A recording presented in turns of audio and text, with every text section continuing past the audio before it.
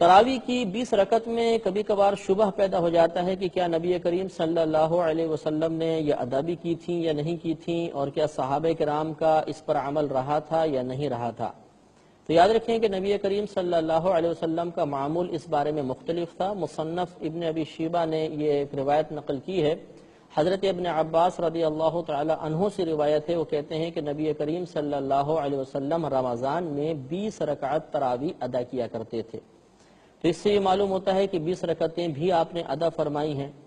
اور سیدہ عائشہ صدیقہ رضی اللہ تعالی عنہا کی اس روایت سے خاص طور پر شبہ پڑتا ہے کہ کسی نے آپ سے پوچھا کہ نبی کریم صلی اللہ علیہ وسلم رمضان میں کتنی رکعتیں نماز پڑھتے تھے، تو آپ نے ارشاد فرمایا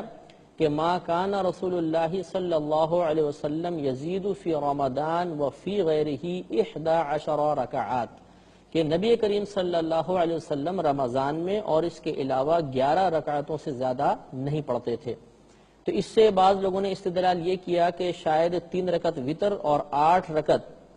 تراوی ہوتی تھی، نبی کریم رمضان میں 8 رکعت تراوی پڑھتے تھے۔ حالانکہ اگر تھوڑا سا غور کیا جائے تو سیدہ عائشہ صدیقہ رضی اللہ تعالی عنہا کے یہ الفاظ کہ فی رمضان و فی غیرہ، کہ رمضان میں بھی آپ کا یہی معمول تھا اور رمضان کے علاوہ بھی یہ معمول تھا، تو اس سے معلوم ہوا کہ خاص یہ قول تراویح کے بارے میں تو نہیں ہو سکتا، ورنہ علاوہ رمضان کے تراویح نہیں ہوتی۔ لہذا اس میں شارحین نے یہ فرمایا کہ یہ دراصل تہجد کے بارے میں ہے کہ نبی کریم صلی اللہ علیہ وسلم رات میں اٹھ کر 8 رکعت تہجد پڑھتے تھے اور 3 رکعت وتر ادا کرتے تھے۔ اس طرح 11 رکعتوں کا بیان سیدہ عائشہ نے فرمایا، اور یہ رمضان میں بھی آپ کا روٹین رہا، رمضان کے علاوہ بھی رہا۔ لہذا معلوم یہ ہوا کہ 20 رکعت تراویح ہی پڑھنی چاہیے، اور خاص طور پر حضرت عمر فاروق رضی اللہ تعالی عنہ کے زمانہ اقدس میں باقاعدہ 20 رکعت تراویح جماعت کے ساتھ ہوا کرتی تھی، جس پر ایک چھوٹی سی